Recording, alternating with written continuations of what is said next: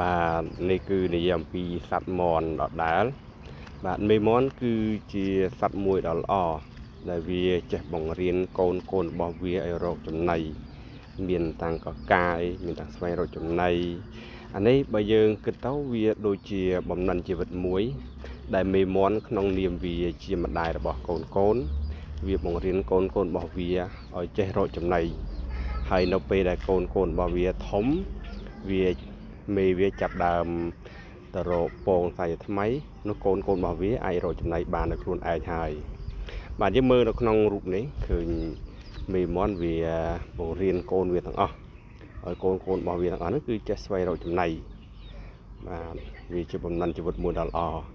យ៉ាងណាមិញបើយើងជាពុកម្ដាយយើងអាចបង្រៀនកូនរបស់យើងឲ្យមានបំណិនជីវិតមួយដើម្បីឲ្យពួកគាត់ប្រកបរបរចិញ្ចឹមជីវិតដល់ថ្ងៃមុខវាគឺជារឿងមួយដ៏ល្អនេះគឺជាអ្វីដែលយើងអាចយកគំរូតាមសត្វមន់បាទព្រោះសត្វមន់គឺជា model មួយដ៏ល្អសម្រាប់